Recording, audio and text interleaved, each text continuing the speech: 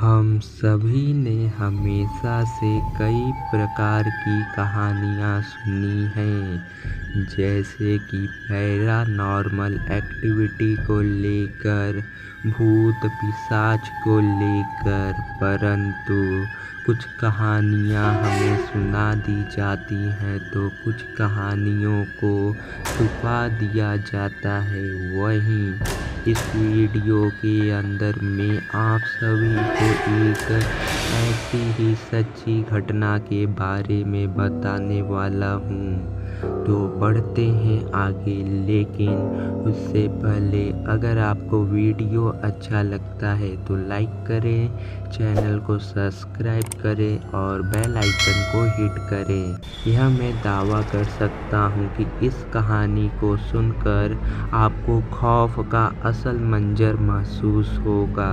इरफान, जो कि आर्थिक रूप से काफ़ी असहाय था, जिसकी वजह से उसने ऑटो रिक्शा चालक बनने का फैसला किया था।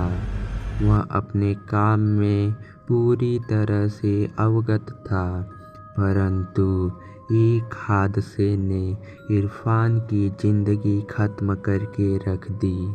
आखिर क्या थी यह कहानी? बढ़ते हैं आगे और जानते हैं। इरफान सोचता है कि घर पहुंचते हुए वह रास्ते से कुछ खाने के लिए ले चलेगा, ताकि उसके दोनों बच्चे और पूरे परिवार को खुशी मिले।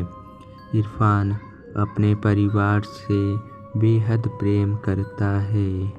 वह हर दिन अपने समय से ज़्यादा समय ऑटो रिक्शा चलाता था, ताकि किसी भी दिन उसके परिवार वालों को किसी के सामने हाथ ना फैलाना पड़े। आज इरफान को बहुत फ़ोन आ रहे थे। यह सब फ़ोन उसके घर से ही आ रहा था। इरफान के बच्चे उसे फ़ोन करके जल्दी आने को कहते, क्योंकि वह अपने पापा के साथ उनका जन्मदिन मनाना चाहते थे। इरफान के बच्चे इरफान को लगातार 2 घंटे से फ़ोन कर रहे थे। इरफान उन्हें हर फ़ोन पर मना कर देता था, क्योंकि वह चाहता था थोड़ा समय और कमा ले, ताकि शांति से वह अपना जन्मदिन मना सके। इस समय गांव के लोग नींद की अवस्था में होते हैं। इरफान को अब कोई सवारी नहीं मिल रही थी। इरफान ने सोचा कि अब उसे शायद कोई अन्य ग्राहक नहीं मिलेगा। अब उसकी जेब में पूरे दिन के तकरीबन 1200 से 1300 की कमाई हो चुकी थी। अब वह अपने घर की ओर निकल रहा था। उसने यानी इरफान ने अपने ओठों के दोनों कोनों को खींचा हुआ था। वह बेहद खुश था। वह रास्ते में ढाबे से कुछ खाना भी लेकर जाने का सोच रहा था। रात का समय होने के कारण वह अपनी तेज रफ्तार में ऑटो को चला रहा था। यह रास्ता उसके घर की तरफ का शॉर्टकट था। वह ऑटो को हवा से बात करवा रहा था। तभी अचानक से एक तेज रोशनी उसकी आंखों के सामने पड़ी और वह खुद को बचाने के लिए ऑटो के हैंडल को दूसरी ओर किया। अंधेरा होने के कारण उसे यह मालूम न चल पाया कि उसका रास्ता अब बदल चुका है। वह जिस रास्ते पर अब था, यह रास्ते की एक खास बात थी। वह यह थी कि इस रास्ते से इरफान का गहरा संबंध रहा है। 20 साल पहले वह इसी रास्ते से गुजरा था। इरफान को उस रास्ते में घुसते ही अजीब सी ध्वनि सुनाई देती है। उसे अपना वही सफ़र फिर से याद आने लग जाता है। वह इसी दिन 20 साल पहले इसी रास्ते पे आया था। रास्ता बेहद सुनसान था।